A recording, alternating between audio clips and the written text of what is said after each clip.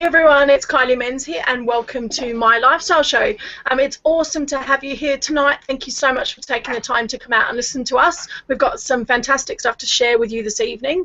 Now, if you haven't been on the show before, this is mylifestyleshow.tv, and it's all about inspiring and creating motivation for women entrepreneurs to work less and earn more. So we're looking at things that create and help you develop a lifestyle business. So whether it's high ticket items, whether it's events, whether it's just your branding, anything that can help you create that and attract your ideal client, and then basically ideally work less and have more fun in life and time and freedom. So it's an educational program only. We're not here to sell or pitch to you. It's all about just providing you with awesome value. It is interactive, so please don't forget to ask questions. There's a comment box below, and also you can comment on my Facebook page as well. I'll pick that up as well. So don't forget, we've got an awesome speaker here. You can ask live anything that you want to ask, so please don't be afraid to ask. We had some awesome questions last week. So today I have the fantastic Jenny Kovacs on our hangout tonight. Yay! And Jenny's going to be talking about visibility to credibility, and it's the 5 steps that help you create a better lifestyle business. And obviously we've put that angle on it, but it's about making yourself stand out. So she's going to be sharing visibility tips that you can implement immediately, ways to make a powerful impact, and especially face-to-face in your business, and how to be remembered for the right reasons, especially with social media and things like that nowadays. It's so important. Now, Jenny, I guess if you're a bit exhausted about trying or wanting to get out there, maybe your promotions aren't working, and you're just really not having the courage or confidence to do what you should be doing and want to be and get your message out there, then Jenny is your lady. She's known by many, and I love this title, of the Queen of Being Seen. Jenny is a visibility, get that out in a minute. Jenny is a visibility specialist. She's the proud creator of Speaking Out Authentically, her system and visibility vibes process. Jenny's knack and passion for visibility has certainly had her featured on a teleseminar across world's leading marketing experts, and she was in conversation with an international author and speaker, Wayne Dyer, back in April 2014. And the thing that grabbed me as well, she inspired in Las Vegas her own mentor, Lisa Sasevich, in front of a live international audience of 700 people, and she shares practical ways. That's what I love about Jenny, is practical ways to get you seen, heard, and noticed more. The market's got so much busier now, with all these different mediums of social media and everything that's going on in the marketplace now. It's about getting yourself out there and known, but not just visible, but credible. And that's why I'm so delighted to have Jenny on the show. And Jenny's going to share a bit about her story, and then give you guys some advice on what you can do and what you can implement in your business now. So Jenny, thank you so much for joining me. It's awesome to have you here. Thank you for inviting me. Thank you for a lovely introduction as well. Gosh, I feel like, who's that? Is that me? Oh yeah. You're the queen. It's so funny because so many of us aspire to, get our stuff out there, get our work out there, get our books out there, and get what we do out there. We spend so much time worrying about it, and then when we do it, we're like, yeah, tick that box, and it's really easy to forget your achievements and stuff. So it's kind of nice to remind yourselves of, where you've come from and where you've got to. And I think especially as women entrepreneurs as well, we're not necessarily very good about shouting about ourselves. So no. It's nice to be able to do it for you, Jenny, instead. Yes, so thank you very much for that. My pleasure. So yeah, if you want to share a bit about your kind of background, how you got to be maybe the Queen of Being Seen, and kind of why you're passionate about getting people more visible in this marketplace, that'd be awesome. Okay, so why I'm the Queen of Being Seen? To be honest with you, when I first claimed that title, I was a little bit like, oh, well, people think I've got a big ego. But basically, I really help people that are driven, that are ambitious, that class themselves as a professional. They want to up their levels of credibility and be taken seriously in their business. When you've got a fire in your belly about something, you couldn't stop doing it even if you tried. So I tend to work with people like that, help them to create a bit of a momentum, keep them going, and do it in their own vibe, which I'll explain a bit more about that, but in their own vibe, they do it as them, and then that way they get noticed by their clients and their clients start coming to them. So the reason why it's so important to me is I'll share just a very brief story. Sorry, my earphones keep popping out of my ears. So I'll share a very brief story. So when I was 7, I, like any other child, was at school. And I remember we were studying poetry. We were studying Keats, Seasons of Mist and Mellow Fruitfulness. And I remember really getting into Keats and what we were talking about and asking the teacher lots of questions. And one day the teacher reported back to my head teacher and ultimately my parents that I was struggling to understand the lessons, which I thought was really bizarre because I loved Keats, I loved learning. I didn't realise it then. But years later, what became really important to me is people having a voice, people being heard, and people not being ignored. Now, at 7 years old, I was ignored and I didn't understand, you know, what was happening, what was going on. I'm hoping that you can all still hear me because the sound has gone okay. So, you know, I didn't understand the implications that would have as an adult. But have you ever tried to speak to somebody, tried to tell them about what you do, and you just feel really ignored? It gives you a really horrible feeling between the stomach, doesn't it? Kind of a sinking feeling. And what I realised after my years of working through, I worked corporately, I've worked with big companies and had some of them as my clients. One of the things that is really, really disheartening is that sometimes, you know, we're out there in our businesses, either you're a service-based business or you're a business that's kind of getting your stuff out there, your message, and you think people aren't hearing you, but as a result of that, you don't just sit back and say, oh, they're not really listening to me. As a result of that, you tell yourself that you're no good at what you do, that you should go and get a proper job, that you are mad, that you're living a pipe dream, that you are being too ambitious, you know, that it's not possible, it's easier for other people to do it, but not for you. And the reason that I'm passionate about helping people to be seen is I want to help you spread your ripples far and wide. It's not about me, it's about helping you to learn the techniques so that you can spread your ripples far and wide and that other people, you can help them and reach them. That's what really gets me. I want to make a huge difference. That's just awesome. Thank you so much for that. Yeah, it's so crucial because, you know, I mean, I know I've been on my entrepreneurial journey over the last sort of year. You know, I started online obviously part-time, but that fear of, you know, getting your message out there, that you think you've got something to say, will anyone listen? And I think that's, you know, so many people go through that fear and that challenge of, you know, do I really have anything to teach? Do I really know my stuff? You know, there's this big thing about gurus and experts, and you know, I was talking to someone the other day, and you know, the key thing is you only have to be that one step ahead of that next person. But it's that crucial getting past that, how to get your voice and your message out there, that gives you that confidence. I think it's you know, and I know I've struggled with this a bit, finding my own. I've always known what I want to say, but how to get it out there and how to package it right to help people properly. And I'm sure lots of women entrepreneurs go through that on all things. But you touched about your corporate background, and I know we're going to talk about that a bit later, about the uniqueness of that market and maybe how to tap into that market if someone's interested in that would be awesome.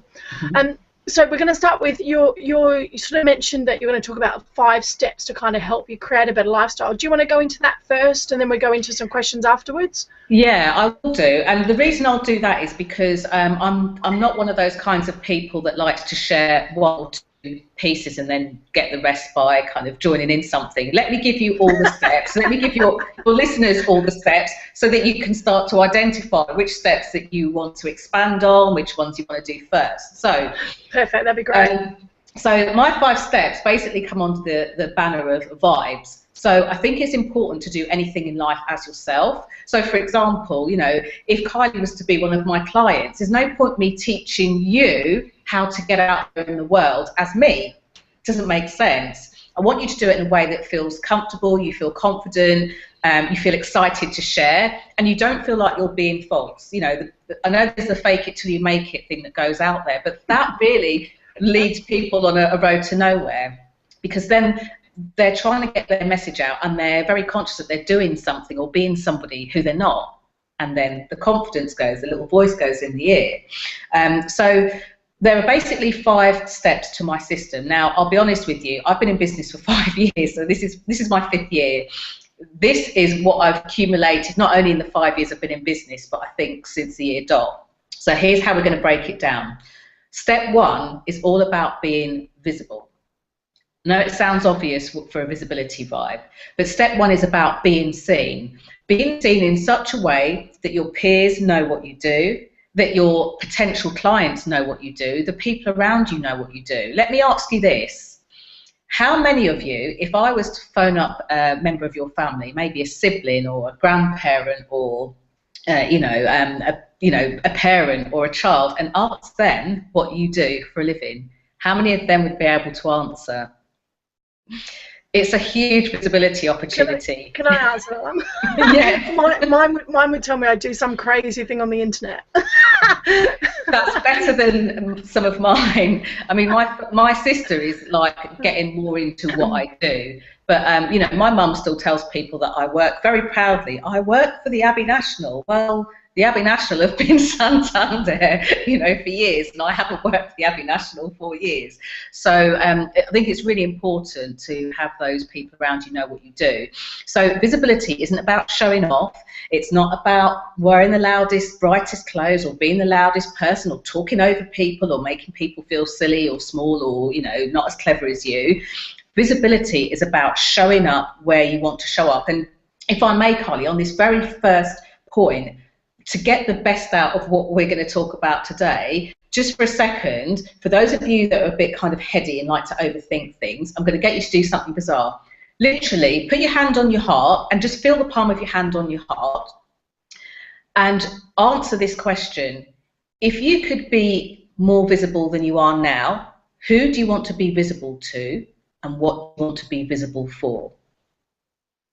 Now, the reason I get you to put your hand on your heart is like a distraction, but I don't want you to be in your head overthinking it, because quite often when you go to your head to overthink it, that's when you start to get the whole, oh, well, my mother would like me to do this, or my partner would like me to do this. So hand on heart, where do you want to, who do you want to be visible to, and what do you want to be visible for? Do you want me to answer it? If you would like to, why not? Yeah, okay. And I've got pen and paper. Going through. It does work though, so I know that. My who-to was international women, so okay. I definitely want to go global. That's my next thing. Yeah. And what for is for more time freedom. Simple as that. I'm so passionate about time freedom, it's not funny. Okay. So is this freedom for you, freedom for them, or freedom for all of you? Freedom for them. Okay. Too many people are working too hard, too long hours, not getting time with their family, friends, doing what they love doing. So whether that's travel like me, I just love to travel and do stuff like that. So it's, a lot of people say freedom, but it's a freedom of choice. So it's kind of a choice of what they want to do, and that means so many different things, like you said, to different people. That's so true. It's so true. So I've noted that down. I know you have. And for all of you listening out there, do make a note of it. This is really, really important. This very simple exercise quite drastically changed the people that used to show up for me. Because for those of you that are answering, well, I want to be visible to everybody, even the clients that I call them heart sync clients, and this is not judgmental comment, but people say, I want more clients. Okay, great, you've got it, 50 clients. What happens when you've got that one client that rings you, that never wants to get off the phone, that always contradicts what you says, that doesn't always pay you enough or on time, who kind of argues back, doesn't get what you're sharing? If you want to be available to everybody, you're inadvertently calling them in. So think about who the people are, think about their characteristics, and think about what for. And as Kylie very rightly says, go deeper into, freedom for what. Once you do that, it's like you're putting your little kind of your rope in front of you, in front of a high-end establishment, and you can say, yeah, come on in, or you know what, not tonight, you're wearing trainers. I don't work with people who wear trainers. No judgment. I know a lady over there that does. Why don't you go over and see her? End of story. Makes it very, very easy. So step one is all about visibility, and underneath that, I know that in terms of visibility, some of you struggle with like having your photographs taken, some of you struggle with videos and webinars and doing things like this. So there's a whole kind of stack of ways that you can be visible dependent on who you are, what you do. So step two, which I won't go into detail, you can tell I get really passionate about this, we'll be here all night. Step two is about impact. What impact are you making? What impact are you making on the world? And are you making the type of impact that you want? Now, there are a lot of ways that we can make a really big impact. And as I said a few moments ago, it's not about shouting the loudest or, you know, wearing the brightest clothes or things like that. But what do you want people to be saying about you when you've left the room?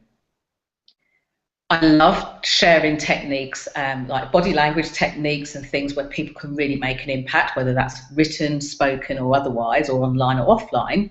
But I also really love sharing ways that you can make an impact non-verbally through the colours that you wear, through the way that you describe what you do and you know, who you work with. So it's like leaving your impact in the room.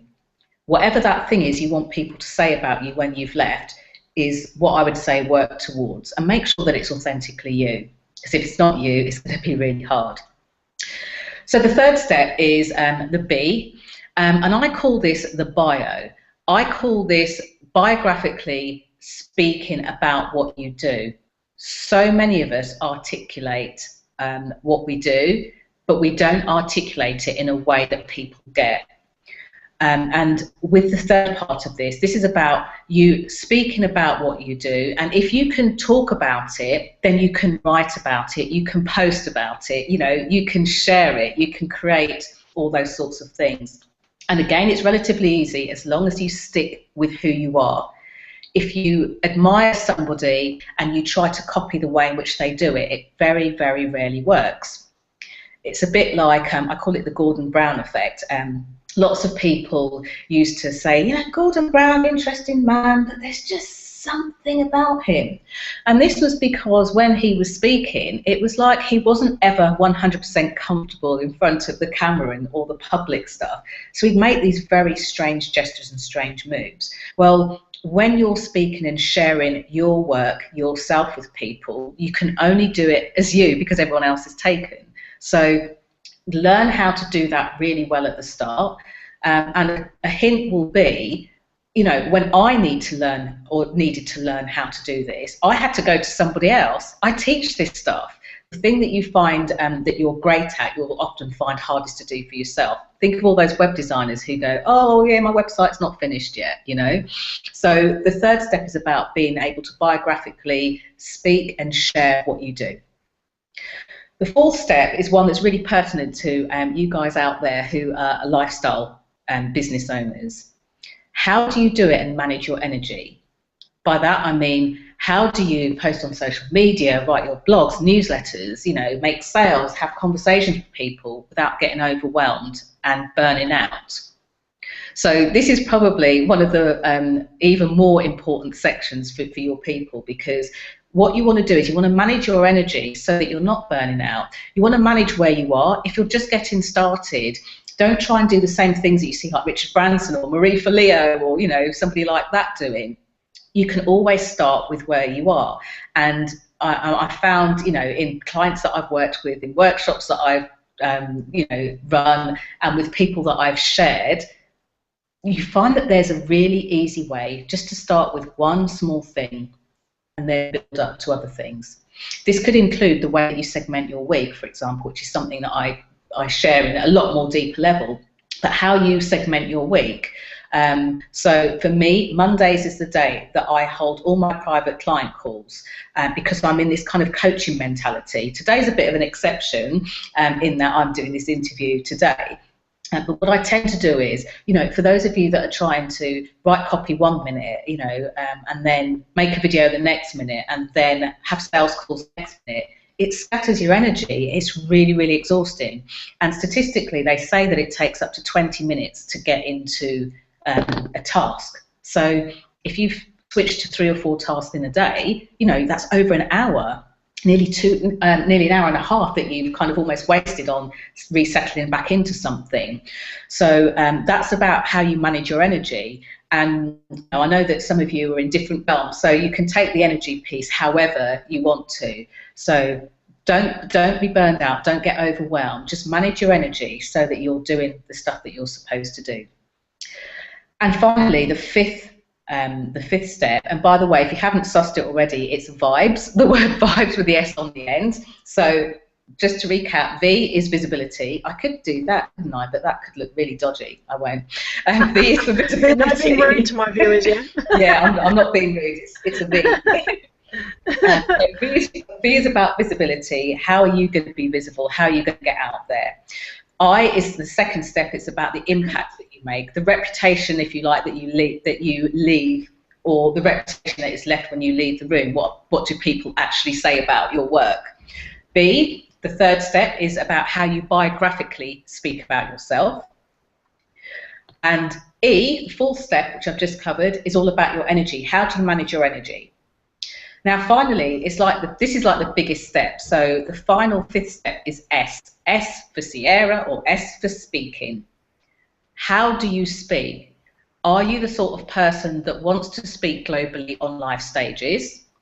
Are you the sort of person that wants to speak globally on the World Wide Web? Are you the sort of person that wants to get your book out there to reach hundreds and thousands of people? Are you the person that's happy writing blogs? Are you even the person that has got that supporting energy where you sit behind somebody else's business and you support them because that's part of what you want to do, which, by the way, is perfectly acceptable? How do you have your conversations? Let's call them sales conversations. You know, how do you speak to people when you're networking? How do you get from having that conversation with them and then going into okay, this is a sort of conversation where I might be asking you to get your credit card out at the end, you know? So it's all about speaking, how you speak about what you do. I find it easy. I find it really, really quite an easy thing to do and an easy thing to share. And I think it's something that's often overcomplicated. And, you know, as we go through, I'll be happy to kind of share snippets and tips of how to do things that will be useful. Awesome. I'm just taking that all in. But I mean, a few key ones for me. I mean, you know, visibility, I know it's just so crucial nowadays, like, and especially, like I said, standing out from the crowd. And I love your impact thing. I mean, I talk about a lot about Seth Godin and his purple cow moment. Yeah. And I think that really catches your impact, because it's like you said, it's not about shouting and being the best, you know, being the kind of the loudest and the brashest and whatever. It's like you said, it's actually about those wow moments that someone feels when they've worked with you. You know, it's about how they come back, how are they going to talk about you when they left, especially with referrals and recommendations and things like that. It's so imperative that, you know, if you can create that impact on them, whether you've touched them emotionally, whether you've just gone over and above, or just delivered something that, you know, they go, oh my God, that was just really awesome working with that person.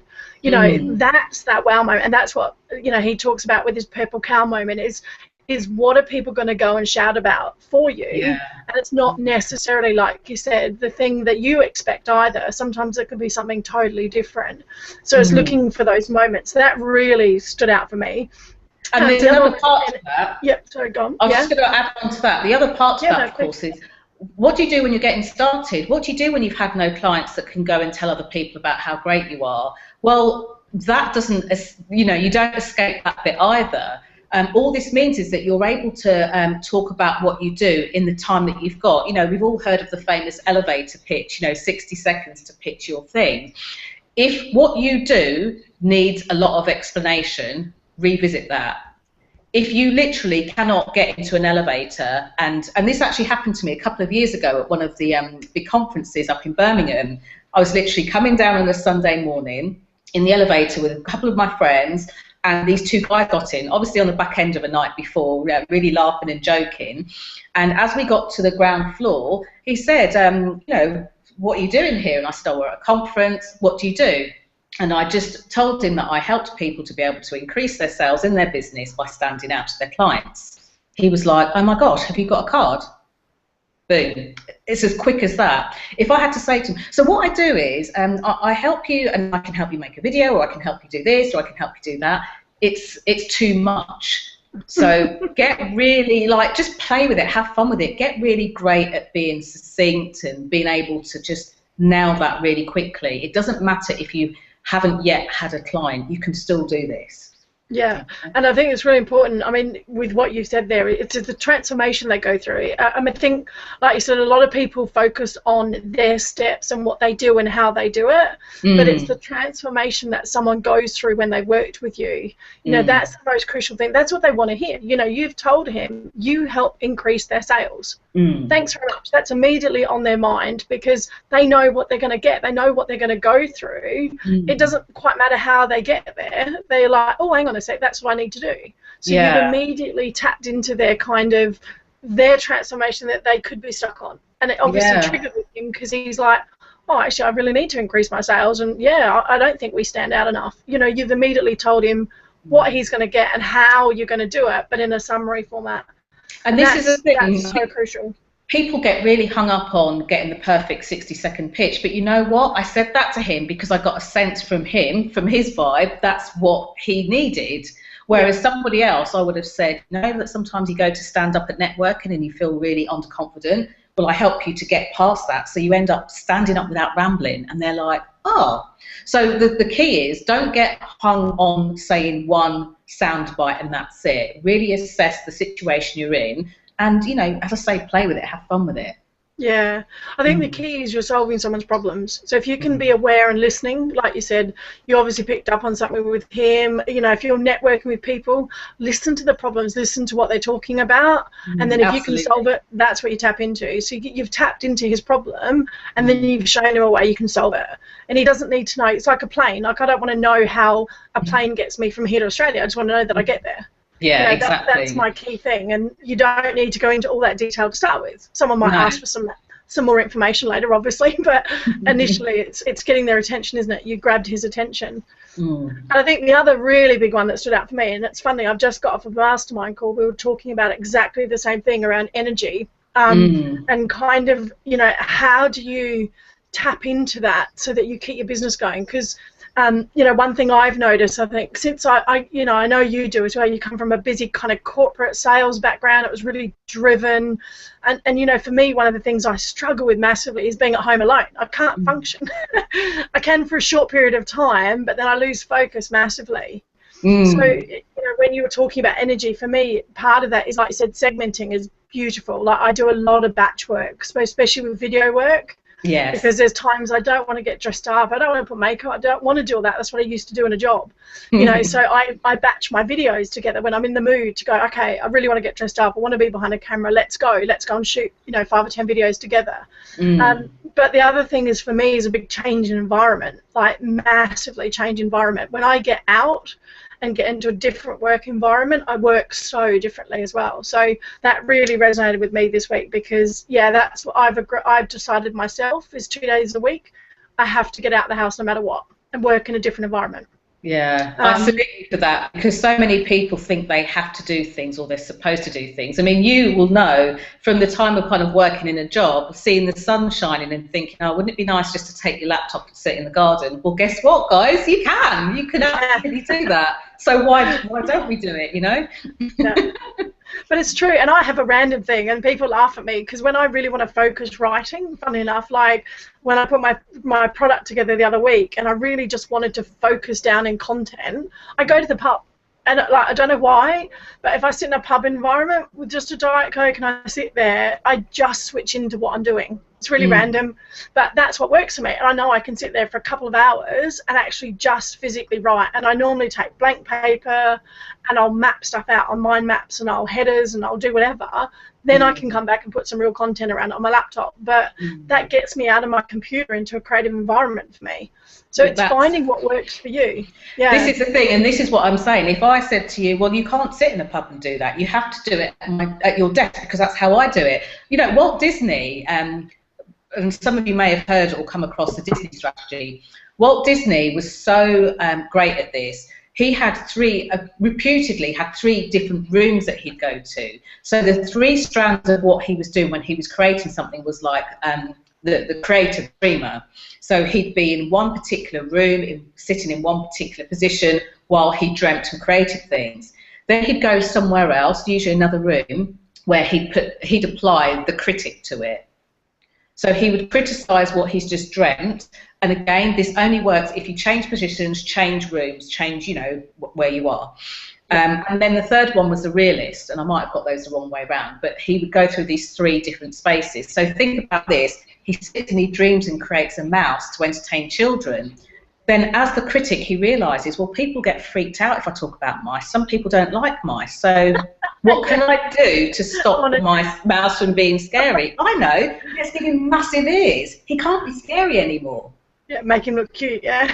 Exactly. Yeah, so otherwise you're on a chair and you're hiding. Exactly. So, you know, it's a, you know, tried and tested strategy. Change it up. You know, sit in a different room in the place that you live if you have to. You know, lie on the floor. This is another one. It's great for dreaming. You know, as a kid, how you'd lie on the grass and look at the sky. Lie on the ground and literally be kind of, you know, writing things down or thinking about stuff. It's quite literally a different point of view, a different perspective. Well, I haven't done that one for a while. I'd like to go to the park, I think. Like you said, just staring up to the sky. You forget, don't you? You do forget kind of your childish stuff that you used to do to dream big. You know, the times we got caught for staring out of a window and we should have been focused on what we were doing in the classroom. And you kind of forget that as you grow up, don't you? And you're like, you need to take that time out of your business to do it.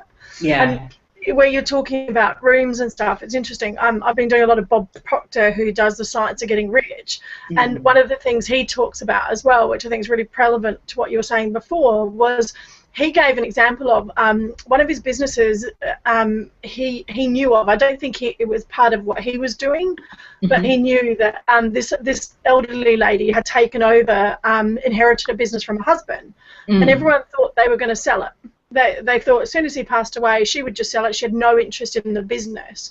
And apparently what she ended up doing instead was she would go into the business, and the first thing she went in and asked them was, she said, just tell me what's working and tell me what's not. And all she did was look at their steps. So, and again, it's getting in touch with yourself, like what works for you and what doesn't work for you. And I think that too many people just try and do everything because they feel they have to. Yeah, but for me, it's like, I know I need my energy around other people. Simple as that. I need that buzz. If I don't get the buzz, I don't get the excitement, because that's where I get my energy from. And what she did, she actually tripled their business within a year.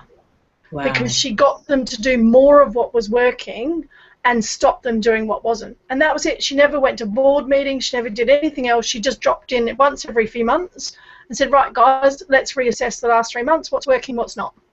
It's interesting. Every time. Yeah. No, but I think people sometimes hang in too long, don't they, to try and do something for too long. And I mean, if you think about it, in corporate anyway, you know, some of the companies I worked for used to have 10-year strategies, 5-year plans, 3-year plans. You know, while you're navigating through your business, gosh, if I stuck to the plan I had 5 years ago when I started my business, I don't know what I'd be doing. So I think that flexibility is key, and actually it's a skill to be able to flip and change as and when you need to if something's not working. Yeah, absolutely. And I especially think with entrepreneurs as well, because it's like you said, if you know, things do shift and you grow as well, and I'm sure you've encountered this as you've got. I mean, you've been in business so much longer than I have, and you know, you grow as a person, you grow as an individual, which means your clients grow with you. Different things change as well. So, and that's why action's really important, because you can get so hung up, like you said about the web designer, you know, having that perfect website and making sure everything's critical is like, it's probably going to change in 6-12 months time anyway. Exactly. Because you're going to change. So, yeah, just absolutely spot on with what you're talking about there. And speaking, of course, I want to be globally, internationally on stage, so you know where I stand.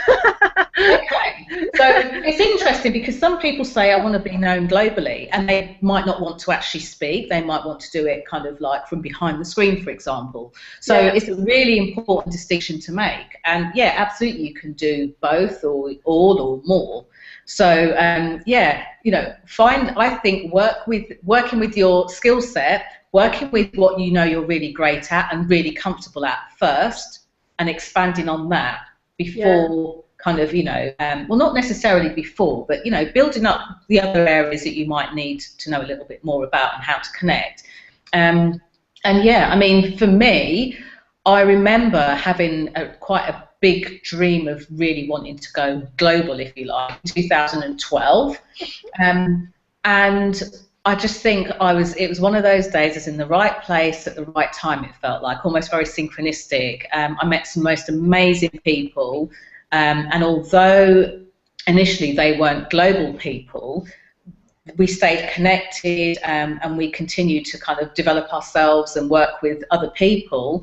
And for me, the thing that definitely made a difference, and it's funny because I've had quite a few British mentors and I've had some American mentors, and I know that people started to know a bit more about what I was doing abroad when I started to kind of, almost like rub shoulders and join those people internationally. However, it wasn't my intention to do that for that reason. It was because I liked what they were sharing.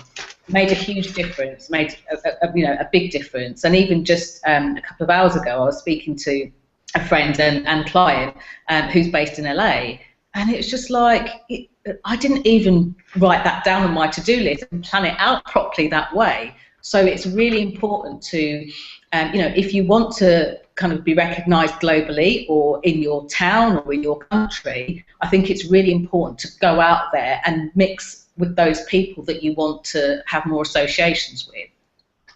Yeah, totally. I did kind of a semi-mentorship with a guy that I was helping him with his masterminding, and because I love strategies and I love playing with ideas and bouncing ideas on how people are stuck. And one of the things he said to me, he said, I really want to be speaking more. And so I said to him, I said, well, who are you following? And, who do you want to be known with? And who could potentially maybe help you onto that stage as well? And, we set a target. So, he kind of strategically knew that there was 4 or 5 key people he wanted to connect with this year. And I sort of said, look, you're obviously not going to make an immediate connection with them. You can't just ring them up, whatever. But, sometimes it is good to kind of put yourself out there to go, okay, well, look, I do want to maybe, like you said, get on a US stage, or I want to go global. So, okay, you need to start to connect some connections globally. So, and travel. Travel and work while you travel. That's it, work while you travel. See, that's the joys of having a laptop business, which is what people don't understand. Free up your time, people. Free up your time and freedom to do stuff you love. But it is really important to kind of have those, I guess in a way you put it out there as well. You put it out there that potentially that's what you wanted to do. And, things do happen, but it's taking those little steps to go, okay, I may not get asked on a stage of 5,000 people tomorrow, but who can I connect with that maybe, might have like you said, a local connection, or how can I take that first step to get to where I want to go? Yeah. And then create that bigger picture. Like I've many a time gone to an event just to meet the speaker because I wanted to meet that speaker. Not even because I wanted to hear about the event, but I just knew that they were the right connection for me. And people don't do it. People are lazy. It's like, get out there and put yourself out there sometimes as well. Don't be scared to kind of put yourself in an environment that'll stretch you because of the benefits that might have down the track. Absolutely. And I mean, I can't sometimes think that I do things the wrong way around, but that's the vibe that runs through visibility. My vibe is to do that. And actually, one of the ways in which I kind of got out there and got more global was actually by looking at, well, I want to spread my ripples far and wide. How can I spread my ripples far and wide? How can I really serve people? How can I really help them? Which is actually a bit of a paradox. We get told to, go and contact this person, let them know what you do, and next time they have an opening. Well, quite often I've looked at how I can serve, and and it's almost like since I've done that, I've had opportunities that have come to me, and it's like I was saying at the beginning, they're things that people put on a vision board, and once you've done it and ticked it off, you're like next, and it's very easy to quickly forget about it. Yep. So always look at how you can serve somebody first, rather than going out and saying, I can speak about this on your stage, Well, what is it that your people need? What can I provide that your people will really need? Not just so that I can get there. it just makes an incredible difference. Yeah, it does, and you know, I've kind of really noticed that approaching people for my show, because obviously, you know, this show's educational, it's for the benefit of my audience, but for me, I kind of want to make it a benefit for them. And you know, one of the things, you know, I always kind of think about, I guess, is I try and go, well, you know, what can serve your audience as well? How can it raise your profile? What can it do? Because it's about, like you said, it is about getting out there and helping other people. You know, if you come from a place of serving first, you'll always succeed. And some, like you said, opportunities always open up. Yeah, and for the record, for those of you watching this, you know, when we had our conversation about doing this, Kylie was all about, well, this is what my people need. This is what I'm passionate about, like getting to them. So just to say that it's really important in being true to yourself and true to your vibe. You don't just make it a soundbite that you say to people, but you don't actually do it. So, you know, follow your example, Carly. Carly, walking the talk. You know, there's no BS here. That's exactly what you said. You know, I really want to make sure that they get this, this, and this. If you're doing it just for the look, people smell it a mile off. Don't go there. You know, totally. It's like you said. I mean, I know you said like about fake it till you make it, and it just doesn't. Whenever I've tried to do something like that, it just hasn't worked either. You feel like you're pushing against it, whereas actually when you're doing something because you know you are there's a true passion behind wanting to do it and wanting to help others. It just flows so much easier. Yeah. And the other thing I loved what you said before too, I kind of made a note of it but didn't bring it up, was, you know, about don't comparing yourself to others. You know, it's like you said, everyone's on a different journey. You don't know their backgrounds. Yeah. I mean, I used to see this so much in online marketing because, you know, it's a competitive environment, network marketing. You know, there's always these overnight get rich stuff. And you're like, really? What, those overnight successes that take 5 or 6 years? Yeah. That's it. And you don't see it. But the problem is, and I think this is why there's such a failure rate with network marketing, because, you know, it's a phenomenal industry. It's amazing opportunities for people to get involved with to grow a business really quickly. But the problem is that there's such a high failure rate because they see these overnight success stories supposedly, and then they don't really understand the real picture. And actually and part of it is because they challenge themselves against those people. And actually, if they don't, if you, like you said, challenge yourself against yourself, you know, yeah, set yourself targets. Don't get me wrong, like, don't be scared to kind of go, what's my next step? How can I move forward all the time? But don't do it comparing to others. Do it comparing to yourself. So, like, you know, I always have a challenge for myself of ideally leads I want to create. I have a challenge of, you know, potentially how many sales I want to make, or I still challenge myself, but I don't compare to others anymore. And that's, I think that's been a big shift for me. It's very not comparing to others. And there's another level that once you've mastered that is not comparing yourself against yourself, which sounds a really weird thing. So let me explain what I mean. I'll always do that. I'm a salesperson. You're never going to get me to give that up. Well, there is, but there's a level where it actually can become really damaging. I've seen it in one of my clients over a few months where they're going, oh, but when I first started doing so-and-so, you know, I had X amount of clients. There's nothing wrong with keeping healthy numbers and looking to grow that and, you know, and to kind of get that bigger and bigger. But sometimes as entrepreneurs, we do a really good job of beating ourselves up. Yeah. And the best way we beat ourselves up is saying, but this isn't right, you know, last week I did this, or last year I did that. Or the best way of beating yourself up, and comparisonitis, as I call it, to the self. When I was in corporate, I was earning X amount, or, you know, when my manager asked me to sell this, I had no problems, and now I'm rubbish because I can't do it. Just, you know, so take care of how you compare against yourself. If you're comparing with yourself, i.e. what you're describing, looking at how you can get better and better, no problem. But if you're comparing against yourself, take care, because that can really be damaging as well. It can break your confidence, and that's the worst thing you can do as an entrepreneur, is to have your confidence broken. Yeah, and I also think it goes back to your focus as well, because I think, I mean, I'm always going to be a salesperson, so for me, there's always got to be some sort of element of a little bit of focus around targets and figures, because that's what drives me. It keeps me going. Yeah, it does. It keeps me going when I'm not at work, if you know what I mean. But the thing I have learned, though, is, like you said, is not to, I think the comparison now is I don't do it from necessarily a rewards perspective. If you know what I mean? Like, I do it to serve, and I think that's that's been a big shift for me, because originally when I got into entrepreneurship, obviously I just wanted to replace my income, so I was focused on the money. And I think, again, and I see this a lot again on online marketing, is if you get away from the focus on money and the focus on serving instead, the money follows. Yeah, it's true. Totally does, totally follows. And again, that's the shift, I think, away from comparing yourself from a challenging yourself. But yeah, don't beat yourself up. I do. I think we all do sometimes. Do as we say, not as we do. Yeah, don't date me on that one. I'm the worst for beating myself up. But it is true, and you can. But that's where you get burnt out yourself. And like you said, I mean, you know, and it does want you to. That's when you kind of quit and you give up. And that's normally the time you're at your breakthroughs as well. You know, you see that all the time, don't you? Yeah. So just kind of recapping, we're about 10 to 9. So just going to go back to a couple of really key visibility questions. Can you give us, say, maybe 3 things that we can do immediately to make ourselves stand out? Okay. So first of all, decide how you want to stand out is the first thing. So let's take visibility. Where's your strongest point? Do you love the energy of meeting people and connecting with people online or offline?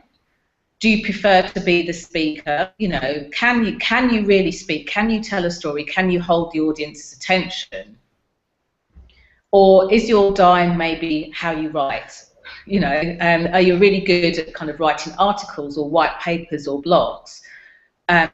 Whichever is your key one, and for some of you, you'll be good at all of them, but find one that you could literally do with your eyes closed without much thought. Go with that first and really make a distinction in the market. One of the things that I often say to people is, in your area of what you do, there's normally a myth. Bust a few myths. That's the quickest way to do it. So if you're like a raw food well-being coach, you know, there'll be lots of things that people make up about having a raw diet. If you're an accountant, there'll be lots of things that people think about numbers and figures. You know, if you're a coach and you specialize in a specific area, there'll be lots of things that people think. So, for example, one of my things around visibility is people think that you have to shout and be really clever and show everybody that they're rubbish and you're clever, and that's not the case at all. So maybe write a blog about it, make a video about it, or do something where you're educating people. And if that education is going to take a long time, cut it down into a series of short videos, you know, or a series of a 3-part blog that you can share across either social media or to your list or whoever you want to share it with. So those are pretty quick and easy things, but all of them come from a decision. Decide first, because if you're feeling indecisive, it's like that, sticky, don't know where to go with it. Awesome. That's really good. So decide how you want to stand out, what's your medium first, what are you strong at, and then bust some myths. Yes. Love that. Yes. Hadn't thought about that. It's really cool, because we quite often do, like, you know, some of the biggest mistakes people make, but I love myth busting. It's really powerful. Yeah. It's effective and it shows your credibility really quickly. Yeah, it does. Well, I suppose it does, because you're kind of counteracting all the stories. And, you know, I quite often start with that when I'm speaking as well, because I joke a lot about, you know, online marketing. It means, you know, get rich quick overnight. And I kind of try and eliminate objections up front as well, because, you know, I'm natural. I'm not that way inclined. And this is not a get rich quick scheme, that sort of thing. So it's slightly do that. I bust the industry kind of myths as well sometimes. Okay, what about a powerful way of making face-to-face impact in your business?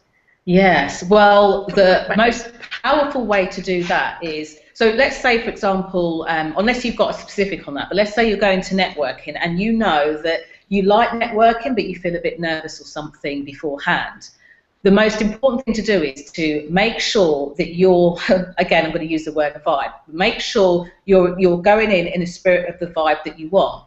So for many people that I speak to who get flustered about networking, they're worried they're going to ramble, they kind of play that over and over and over again in their head. So by the time they get there, that's their vibe. They're thinking, oh, I'm going to mess this up, I'm going to do it all wrong. You know, and when you're going into any scenario, get into your vibe first. So if you want your vibe to be coming across as confident, credible, knowing what you're talking about, do whatever it takes to get into that kind of mindset, if you like, and that state first. And the easiest way to do that is just to recall a time when you were that thing. So if you want to go into a networking event and be really confident, but really empathetic and really listening to people, recall a time when you were exactly that. Play it and play it and play it again over in your mind. And what happens is your brain doesn't know that it's not really happening. So, you know, when you think about the good night out you had with friends, isn't it funny? You think about it and start smiling. So get yourself in that state first. And that works with virtually any kind of interaction, any meeting you might have, any pitch you might have, proposal, anything like that, even sort of talking or speaking from the stage. Awesome. Yeah, a really simplistic version of that with sales. We used to say, always smile before you get on the phone, because people can hear it through the phone, can't they? It's exactly, put yourself in that state before you make a call, no matter what's going on around you. And how to be remembered for the right reasons. Is there a quick 3-step or a quick guide, something around how to be remembered?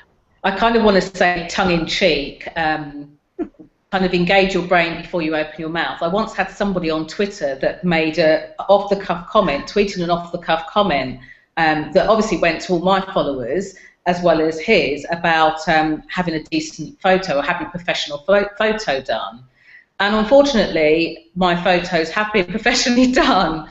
I don't know what he saw or you know what led him to post that comment, but he was a photographer and he was obviously doing it to tout for business. But the photo that he actually saw was one of me speaking at a business meeting in Peterborough. And unfortunately, somebody in the crowd, the audience, had taken a photo. So I said, I thanked them, they tweeted it to me, and I said I was going to use it. So he managed to really slate somebody's photo while trying to kind of, you know, engage his services. So think about it. You know, if somebody's going out there and saying, you know, I've been a chef all my life, and tomorrow I've decided when I open my business doors that I want to be a carpenter, just be really mindful when you speak to them as if you're speaking to yourself. Saying, well, you don't know the first thing about carpentry because you've been a chef, especially in a public forum, especially online, isn't the best way to make yourself visible. It has people kind of going, are they one to watch, but for completely the wrong reason. So yeah, it kind of gets their back up, doesn't it, instead of getting on your side.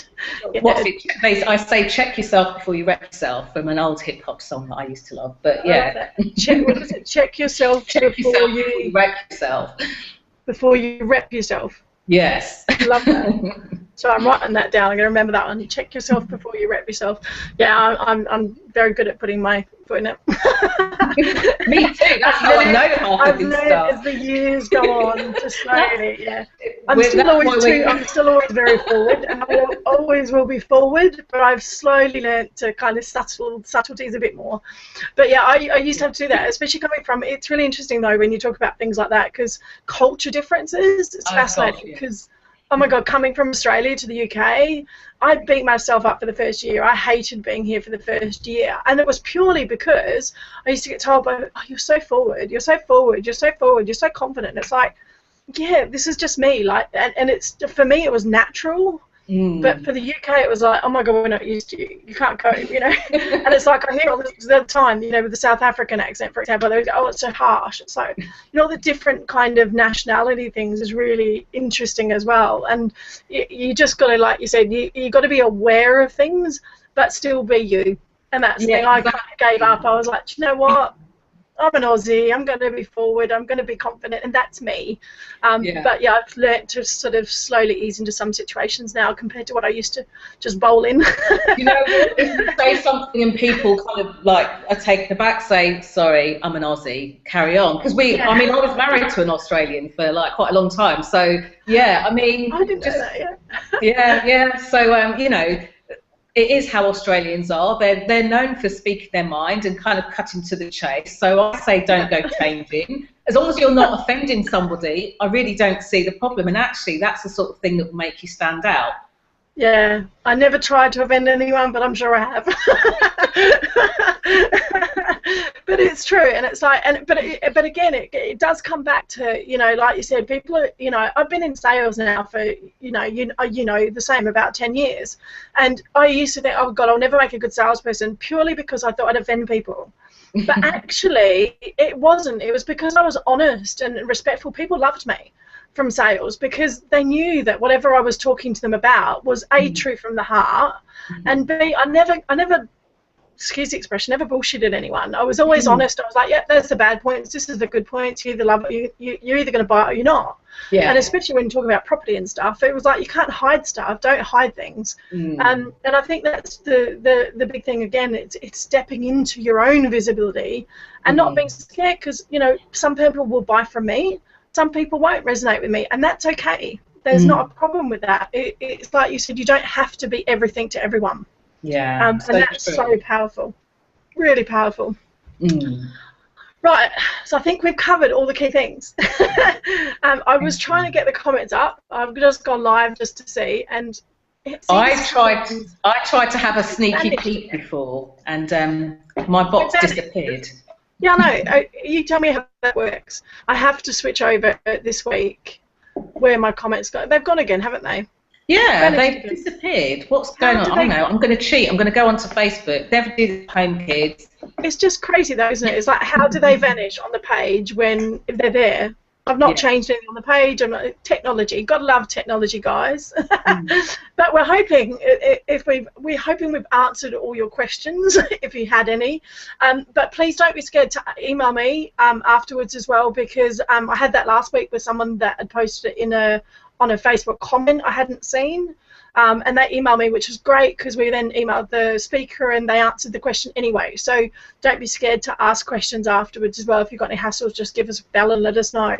And Jenny, what I would say is that if you've got any questions on visibility, I've got a Facebook page. I was going to say, how do they get in touch? So, I mean, it's facebook.com/visibility vibes. Please tag Kylie in there so that she gets to see the question as well. And yeah, happy to answer those. Yeah, but please do. I mean, is that the best way for them to get in contact with you too, if they want to find out more, or is just to drop your message through your fan page? Yeah, they can either post something on the fan page, or they can go to my website. On my website, which is gift-wish.co.uk, soon to be changing, but on gift-wish.co.uk I share loads of visibility tips, you know, and videos and things like that. So I'm not a big fan of sending newsletters, because I think they're a bit past it now, but I love sharing how you can get out there, whether you're trying to get promoted corporately, or whether you're trying to get out there for a lifestyle business, or wanting to know the best airports in the world to work in. I can, ones have got Wi-Fi, you know, so connect with me there as well. Fantastic. And I'll make sure that goes below the replay link as well, so you'll know how to get a hold of Jenny as well. And Jenny, I always ask this last question, because obviously it's about creating lifestyle businesses, and I know you're well on track for doing that. So can you share one thing that you love about your lifestyle business now, and maybe one thing you want to add to it in the future? Where do you see yourself going in the future? Okay, so interestingly, one thing I love about my lifestyle business, I remember distinctly last summer, and I thought it was a particularly hot summer, having a bag. I've actually got the one of many bags. Having a bag like this, and in it was my phone, my iPod, my iPad, and my laptop, and just thinking, I could go anywhere in the world. As long as I've got Wi-Fi, I can work. And I just liked the freedom. And a question that I would ask you all back in answer to that is, what would be your ultimate freedom? You know, it's important to Carly, but what would be freedom for you? That's what you create your lifestyle business around, not what your coach or your friends or your family think you should do. What's next for me? Interestingly, I took on a big client at the beginning of the year, which means that I'm London-based for a significant period of time. And it's interesting, they're a retail business, a high-end retail business, multi-seven-figure business, and it's just interesting to get a different perspective of how a retail business, not a coaching business, does something. So while contributing to them, I'm also able to kind of just sit and watch and just think about what's possible and what's completely new. I'm a bit of an outside-the-box type of person, so I'm looking to do something different. So I'm ruminating on that for the minute. Fantastic. Yeah, it's awesome to sometimes check outside our industries, isn't it?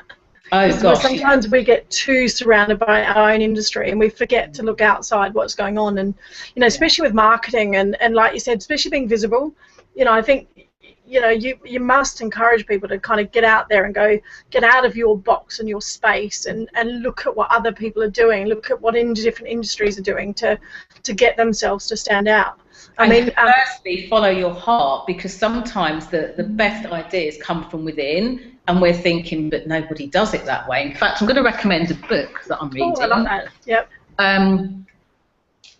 Lent to me by one of my friends, Delivering Happiness. Yeah. The Story of Zappos. Absolutely phenomenal book. So many really, you can see all the kind of pages of notes that I've got in there, but so many really interesting concepts and, things about holding a vision, holding a dream. What is it you want to focus on in your business and going for it? Yeah. So lifestyle business, dig deeper, what does that mean to you? And going for that, regardless of what anyone else is doing. So being able to check in with yourself, knowing who you are, and really keeping that focus. Fantastic. Yeah, and I love to challenge my audience with this as well, is to maybe comment and share below the video, like share some of what a lifestyle business might mean to you. Does it mean more time with your family, just purely simple as that? Does it mean more travel? Like, I love to travel, so my ultimate aim is to live 6 months here and 6 months in Australia, so I can spend time in both countries. And what does sorry and have 2 summers. Yeah, that'd be nice. Yeah. Shh, I forgot that bit. Don't talk about the weather. No, it's more about the freedom of family. It's like my parents are there. I love London. There's a vibe here that I've always loved since I've got here. And I find Australia too quiet. So for me, it's getting that mix. It's like a bit of relaxation back at home, and then coming back to London when I feel like that buzz as well. So it's having the flexibility. So yeah, look, what does it mean? Or does it mean, helping putting your kids through uni, or maybe getting them on the property ladder? What does freedom mean to you in relation to your business? And that's what I'm all about. When people ask me, why do I talk about lifestyle businesses, I talk about creating your life around your business, but doing the things you love. And what that means to you is very different to what it means to me or anyone else out there. So start to challenge yourself, guys, and think about what it would be. And I guess ultimately it's always down to time in some way, shape or form. So it's about creating more time freedom for you to do the things you love.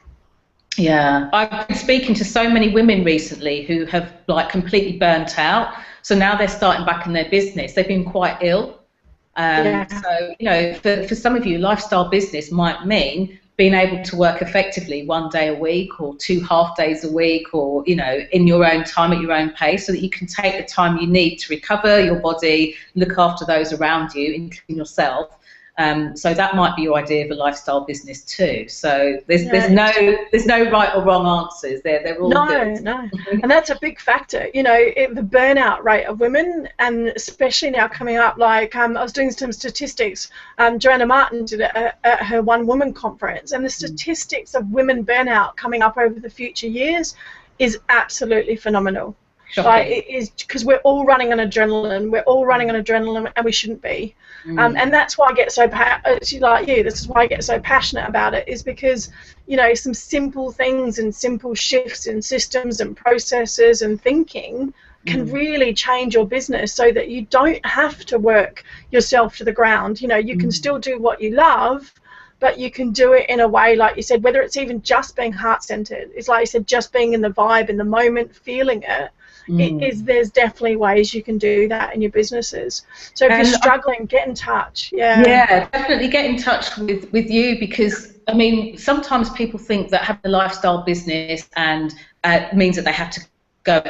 In over my 5 years, I've supported 3 very big businesses, like behind the scenes.